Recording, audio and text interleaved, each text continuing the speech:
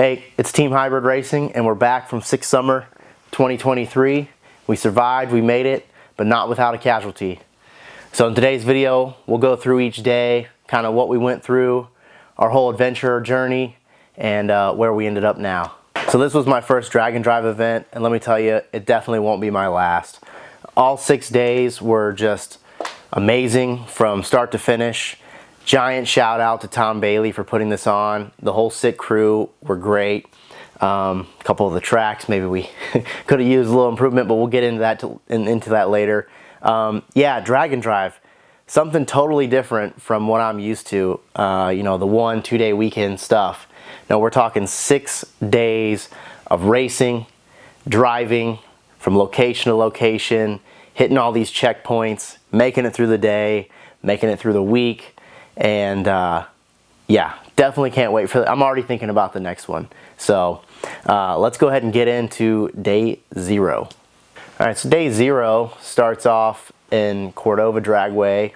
We got there pretty early, night before we actually stayed outside of Chicago, so we made the second part of the trip pretty short. We get there, we drive through the pit area. I've never been to this track before, so we're kind of checking it out, figuring out where we should be.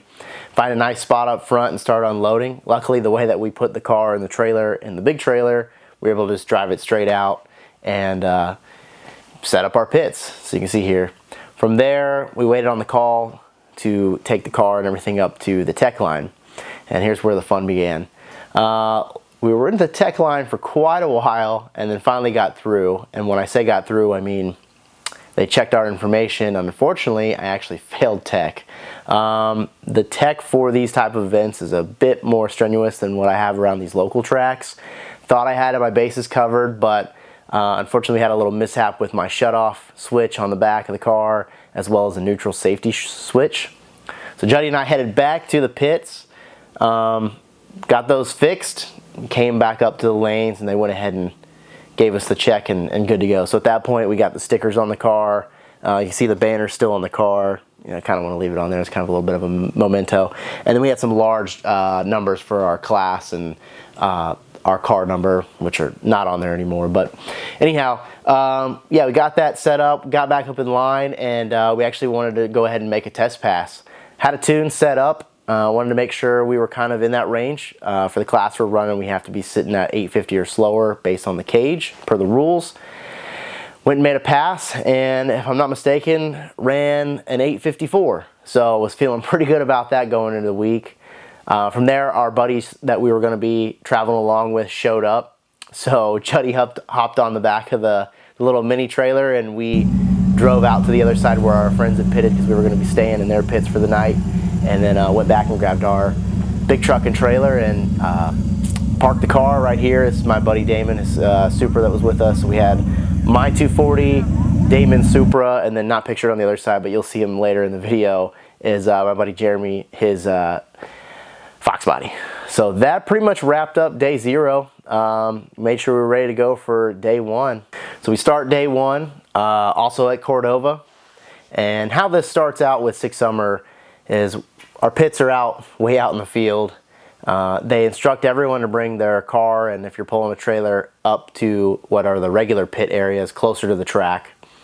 So we all load up, drive up to the front, and we're all pitted here, as you can see.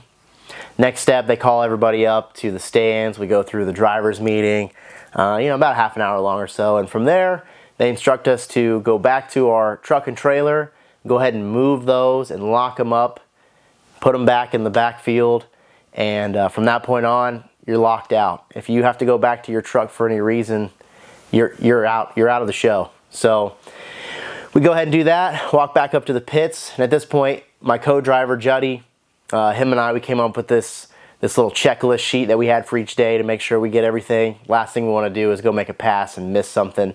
So we've got this little dry erase checklist you can see here. So we got all that set.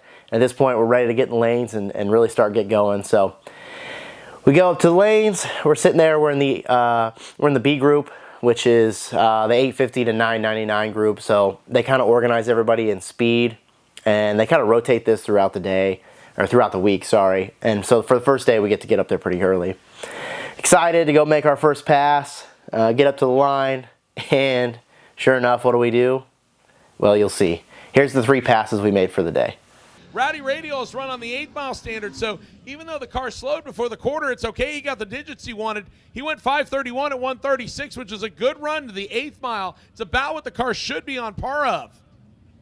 And right now, there is only 1 car in Rowdy Radial, so we'll see if somebody else jumps ship and jumps into that class and decides to get down on the little 26 by 8.5 inch wide tire.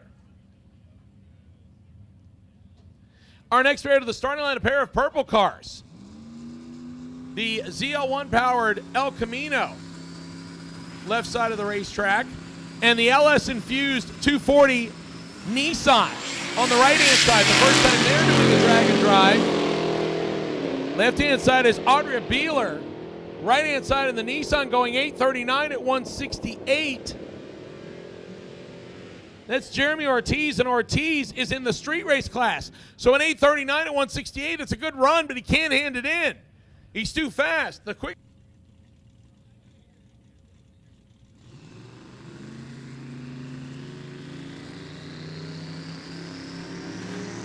Jeremy Ortiz and Kyle Morris. Morris in the twin turbo Mustang left side. Ortiz in the LS infused turbocharged S240.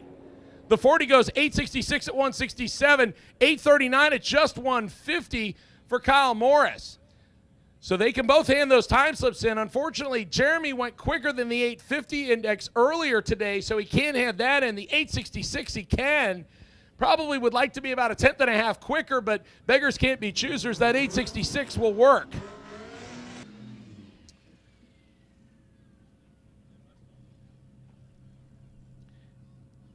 Jeremy Howell and Jeremy Ortiz. The battle of the Jeremys. That's where the similarities end. Ortiz in the 95 Nissan 240 with the single turbo LS underneath the hood. That's the flat purple car on the left side. Right-hand side is Jeremy Howell, the 91 Mustang with the modern 5.2 flat crank Shelby motor in it. They're both staged and ready. Off the starting line they go, and once again, the stick shift car having problems off the starting line. Jeremy Ortiz left side, no problems at all. To the finish line he goes, 890 at 159. And Jeremy Howell will coast to a 14-second pass. So there's the 3 passes we made on day 1. We started off with an 8:39, went a little too fast. I guess the weather was a little better than on day 0 when we went the 54, perfect what we were looking for. So we had to wait for the next calling up for the second round. We go up, and I just wanted to make sure we turned a pass in. So on that next one, we went 866, lifting a little early. You can see we scrubbed off a little mile an hour. I wanted to try to get into the 50s, knowing this would have been a competitive class, so we hot lapped it, brought it right back around, and the car, I don't think liked that, slowed down to the 690. So we ended up turning in the 866 pass. Not how I wanted to start the week, but hey, could have been worse. So from there, we made sure everybody else had their passes in our group. We loaded up and headed on down the road. And unfortunately, 7 miles down the road, we hit our first bump. The car was acting a little weird, almost like it had a slipping clutch. Pulled over, and come to find out, I had lost 5 quarts of trans fluid. So here's a picture. I'm underneath the car, figuring out what's going on. We had a loose trans line fitting for the cooler. Tighten that up. Luckily, I brought extra fluid, fill it back up, do a little drive around the parking lot. We're good to go. So we continue heading on out to just a single checkpoint on the day 1 drive. It was only about 80 miles total, I think 77, 80 miles. So here you can see we stopped out at Rock River. Pretty neat little area, a lot of cars, just hung out and checked out some other cars we hadn't seen. And from there we headed on out to the first hotel, and that wrapped up day 1. Started day 2, we're ready to kick this off and head our way to Byron Dragway. So my buddies and I, they actually got their hotel a little bit later than us, but they were across the street. We met up at the local gas station and headed out to Byron Dragway. Another first-time track for me. I'd never been to this. I've never been to any of these tracks, so that was a really cool experience. We pull in, already a lot of people there, already a lot of cars there. We get set up in our pit area, and again, Juddy and I are going through our checklist, making sure we've got the car ready, getting the tune adjusted to where we need to be. really trying to hit, you know, that 850 mark since we started off with the 866. So we get up in the lanes, a bit of a delay, a couple incidents with cars, and at this point it's pretty hot, so I'm just kind of hanging out in the shade next to the car. Finally, it's our turn to get up there, you know, do the burnout, get through, and we go ahead and make the pass that you see right here. All right, so we have the signal out to do the burnouts for the next pair.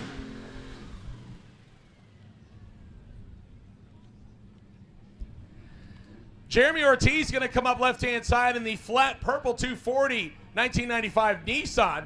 Yeah, it's got an LS swap. I know you've probably never heard of that before. First time for everything. This is actually his first drag and drive. He has never done a drag and drive before, and I think Don O'Neill likes it because it matches his shirt. He's going to pair up with Dino Rebelletti. Rebelletti in the 78 Malibu. He'll ride up right-hand side.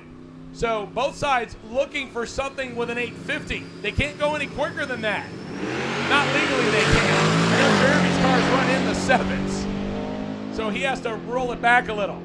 This one will be tight at the top end for left side. 852 at 167. Jeremy will like that pass. 852 at 167. They'll take that to the bank all day long. 898 at 151 for Dino.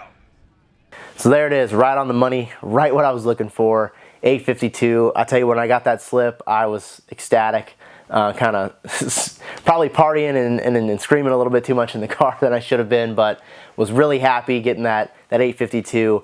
And I had seen the car that was in first place at the time in front of me make his pass, and he spun, and I want to say ran around a 9.0. So at this point, had we had to turn those slips in, we'd be running in front. So we get back to the pits. Our other buddies had made their passes. It was looking pretty good. And all of a sudden, rain starts coming in. So rain starts coming down. We're hanging out, seeing what's going on, hoping that they get the rest of the classes through. And what I mean by that is, per the rules, every car, at least every class, has to have the opportunity to make a pass for the day to count. Weather started to clear up a little bit. They started to dry the track. I think they got a couple cars down, and then unfortunately rain struck again and they had to call the day. Bit of a heartbreak. You know, the 852 was a great pass. I really wanted to turn that in. We couldn't, so our standings were the same from yesterday with the 866. So we all pack up, load out, head out to our first checkpoint. Checkpoint 1 was historic auto attractions. I want to say it was maybe 50, 60 miles from the track.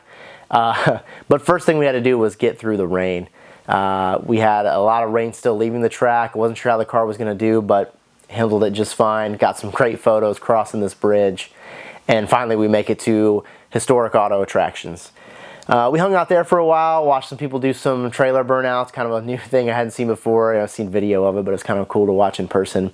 And then we make the second leg of the track, which was quite a bit further. So the drive there took us north up towards Wisconsin, and we found ourselves driving through the town of Lake Geneva. I think it's a town. Anyway, it's beautiful countryside, and then the town itself is just a nice little town to drive through. I think some people really appreciated us being there, and some others didn't, but this gave us an opportunity to stop, grab a bite to eat, and do a little photo shoot, if you will, of the four cars. At this point, our buddy Rob and the Civic had kind of joined our little party driving through. So we stopped, had dinner, and then headed out the rest of the way to the second checkpoint. On our way to Mars Cheese Castle. Unfortunately, we made it there after they had closed. I think we were all kind of hoping we'd get there in time to get to check out what they had and maybe pick up some cheese curds, etc. But all in all, an up and down day for sure, with the great pass and then it getting canceled, but all three cars made it to all the checkpoints, and from there we headed to the hotel to get some sleep and called it a day for day 2. All right, day 3, let's get it. Day 3 brings us to Great Lakes Dragway in Wisconsin. We start off the day with a nice little cruise from the hotel to the drag strip. I think it was 10-15 minutes. Saw a couple other racers on their way, arrive in, and of course Juddy and I got to start the day off by marking off day 2 from Byron. Even though it technically didn't count, we still went there and made a pass. get the car ready as we have been, and go get ourselves in line, ready to hopefully, fingers crossed, repeat that 852 or better. So here's the pass. My apologies, ladies and gentlemen, getting a couple of things handled up here in the tower. We are back to action. I missed one pair, my apologies. Here comes the LS swapped 240 Nissan of Jeremy Ortiz doing his first drag and drive, and Mark Major, the beautiful 1967 Wheels Up Chevelle. Ortiz is looking for something with 8.50 on the time slip. Goes 8:59 with a 9 at the end of it at 162. It's not a bad pass. He probably would like to knock about 900s more off of it. 976, 137 for Mark Major's wheel standing Chevelle. 859. 859. All right, there it is. Another 8.5, this time 8.59. So we were one and done for that day. And as a matter of fact, all three of us made great passes that we ended up turning in. So one and done for the whole team. We did hang out there for a little while longer.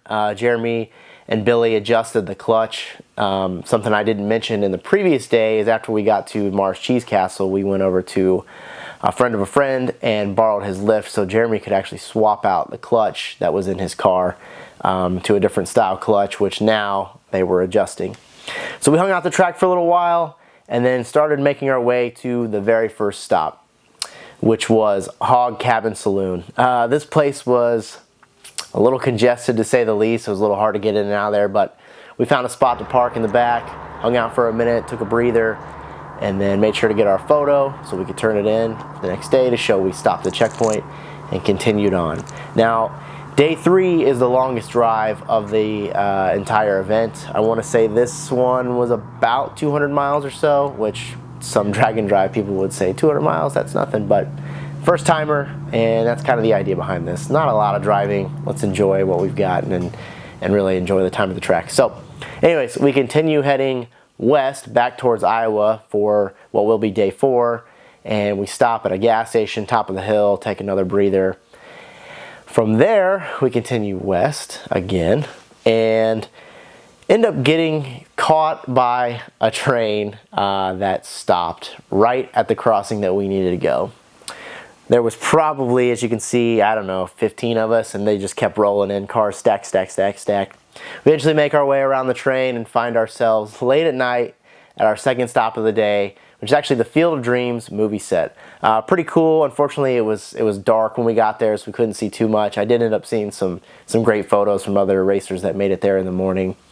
And we hung out there for a bit, and then just like before, the other guys had a different hotel, so we split off there, made our way to the hotel. Because it was night though, Juddy and I took the opportunity to throw on the LEDs under the car just to kind of show off a little thing that we did in last minute preparation. So kind of hard to tell in the photos, but they're purple and match the car.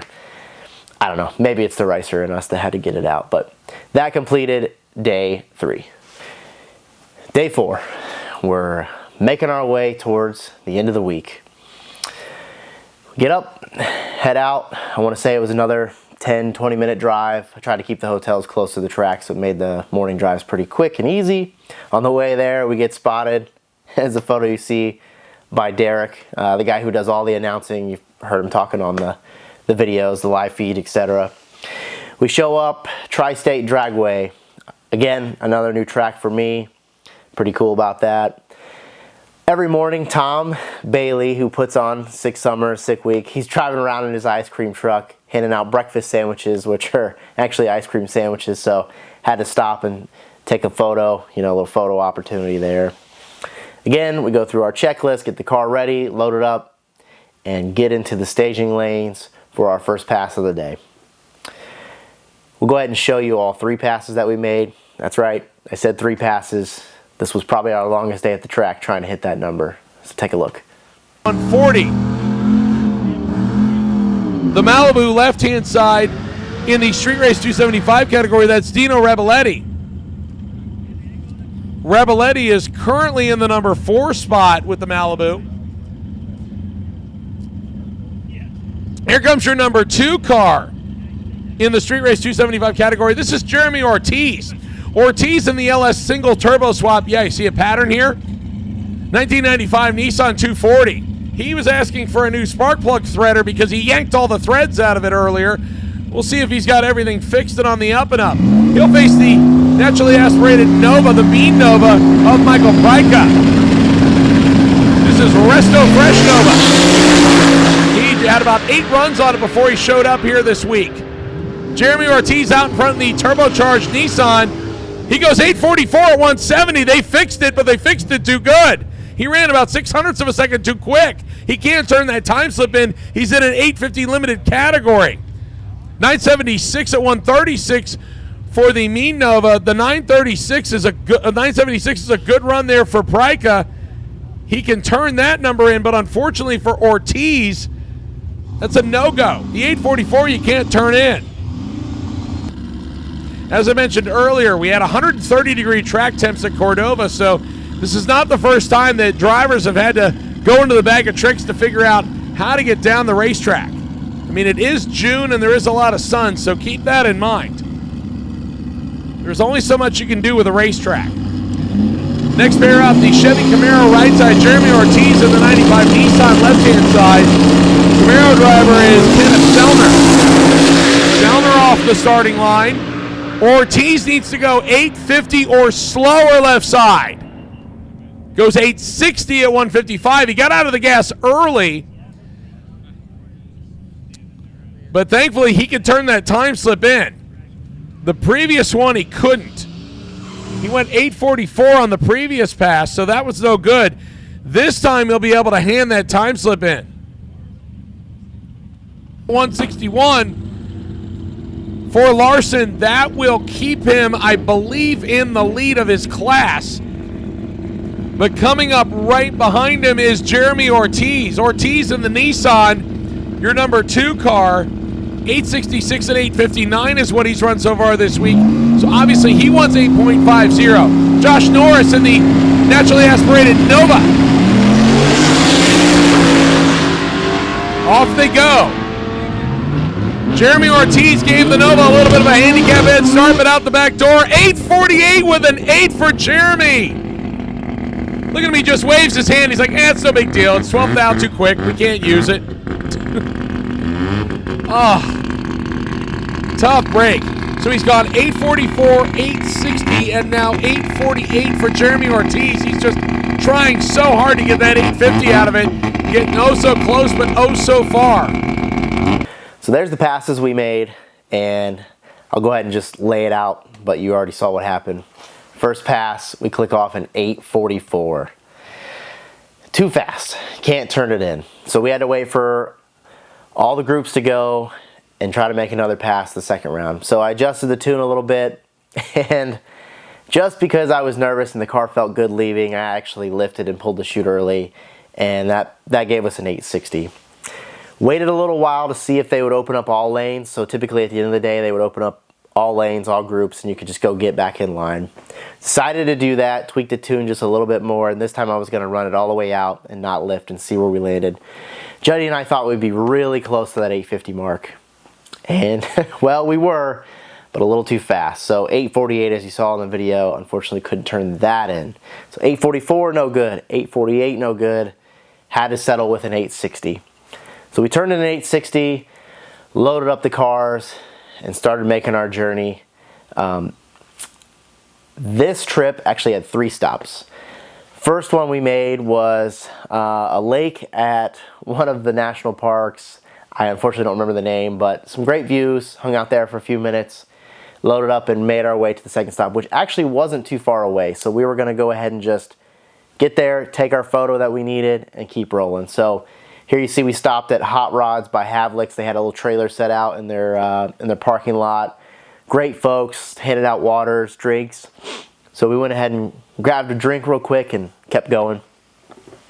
The last stop of the day was going to be Motion Raceworks. If you haven't heard of them, there's actually a lot of products from them on this car. Great company, good stuff. Was really looking forward to getting there. We get there a little bit late in the day, but still everybody's there. Lots of cars in the parking lot. They give us a little goodie bag with a couple things. One of those being some chips to turn in for drinks, adult beverages, and some food. So fed us, had a DJ, cars going on. and we ended up staying at Motion Raceworks a little bit later than we had planned. Jeremy's car was giving him a little bit of fits with the cam phasers. I don't know, some weird Ford Mustang Coyote stuff. I got one cam, he's got 4. More chains than brains, or whatever they say. So anyhow, they let us hang out there, use the lifts. We got him all fixed up and headed out for the night to the hotels, where we were all at the same hotel. Had to take a picture from the hotel room, a little eerie looking, but all 3 cars sitting out ready for the final day. Day 5, Friday, back to Cordova. So we load up the cars, hang out in the parking lot still, and make our way east.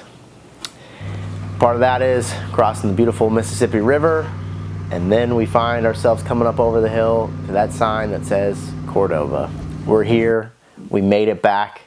The truck and trailer are in the corner. Hopefully we don't need them. Just kidding. So we get the car ready, load it up, get the tune set, check everything, get into the staging lanes. What are all these other cars? Muscle car, muscle car, muscle car, muscle car, muscle car. What else? What? Muscle car, muscle car, muscle car, muscle car. What the hell? Let's go make our first pass of the day. And when I say first pass, it might be the only pass. Here's the clip. 41 and 123 for Eric Wagon in the 66 Pontiac Le Mans.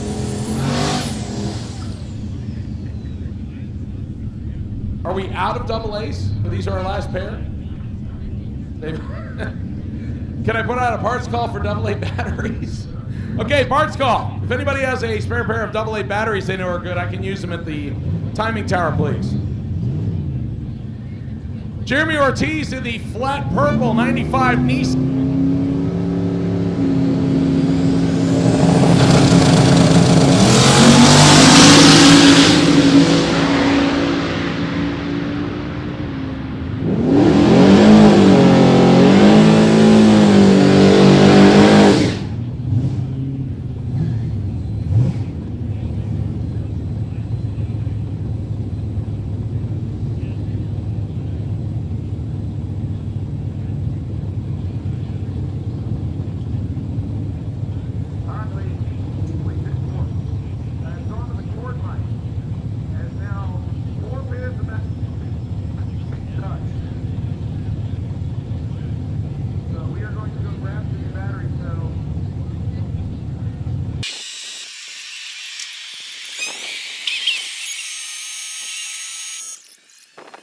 So you just saw the pass. Unfortunately, it didn't go well. Fortunately, I did make a pass. I did technically complete the event, and I think we ran an 863 on that one, so I was able to turn it in.